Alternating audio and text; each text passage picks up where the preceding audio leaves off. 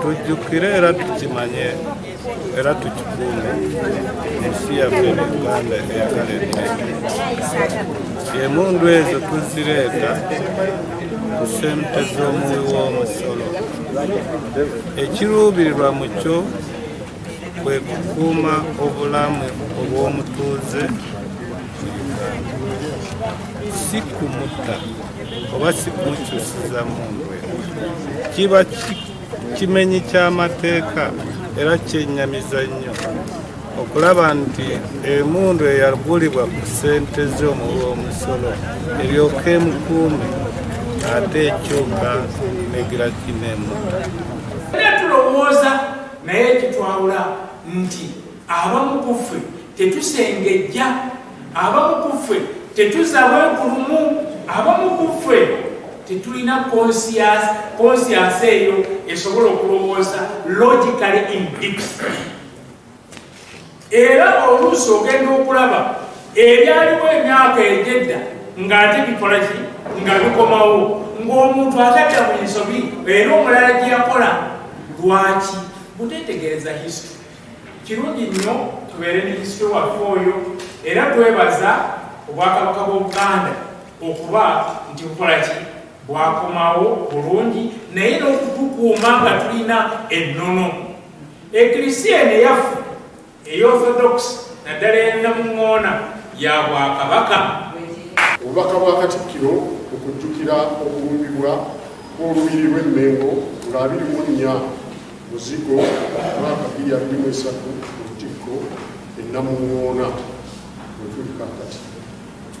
Tukuŋŋaanye wano olwaleero okujjukira obulumbaganyi obwakolebwa amagye ga Uganda ku lubiri lwa Ssekabaka Muteesa Emmengo agaali gatumirwa Kano Idi Amin ng'akolera ku biragiro bya Apollo Milton Obote eyali Prime Minister ekiseera ekyo. Ebyafaayo bya Uganda bigenda kusigala nga bijjukira obulumbaganyi buno. Mu ngeri y'emu ebyafaayo bya Uganda nabyo bigenda kusigala nga bijjukira obulumbaganyi obwo. Uganda yakwatibwa mu bbwa n'Obwakabaka ne buwerebwa. Kabaka Muteesa yagenda mu buwaŋŋanguse yakkisiza omukono oluvannyuma lw'emyaka 3. Ab'omusaayi gwe baasaasaana, kyokka n'abantu bangi nabo baasaasaanyizibwa.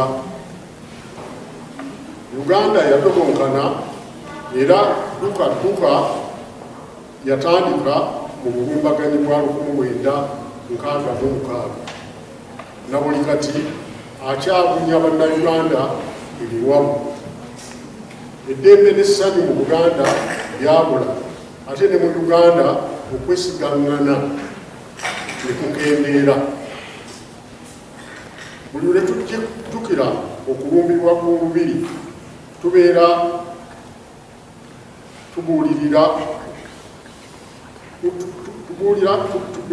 tujjukira nsibuko y'obulumbaganyi obwo, naye era tubeera tukkaatiriza obwetaavu obw'okuwulizaganya, okutabagana, ate era n'okwawula okutwalira amateeka mu ngalo.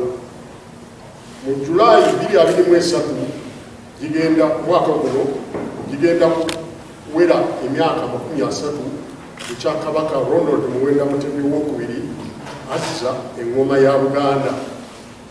Kino kya buwanguzi era kikulu obuteesiba byayita, newankubadde tetuyinza kubyerabira, era newankubadde tusaana okubaako ne betuyigirirako.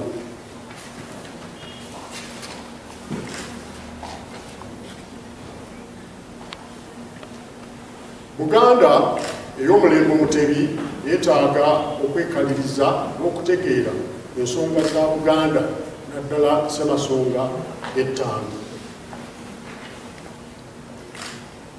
Ssemasonga 5 ze zinnyonnyola bye tuluubirira okutuukako, oluusi era ebiseera ebisinga tubiyita ebyaffe. Bwe tunaatumbula bwe tunaatambulira mu bufuumu nga Ssaabasajja Kabaka bw'atulambika abakulembeze ne baatuwadde Uganda tujja kugizza mu kifo kyayo mu ntikko, era ekyo kinaabeera ekikubagizo ekyannamaddala olw'ebyo bye tuyiseemu era bye tukyayitamu obwakabaka twayitamu obwakabaka tebuliimu. Neebaza Saabasumba Muzeeyi n'abakulembeze ba Lutikko wamu ne bannamuŋŋoona bonna olw'okuteekateeka okusaba kuno mu ngeri y'emu. Neebaza bonna abeetabye wano naffe olunaku olwaleero, ate n'omukubiriza w'olukiiko lwa Buganda Oweekitiibwa Patrick Lwaki bwe ntumye okubatuusaako obubaka buno. Mwebale nnyo, mwebale ddala.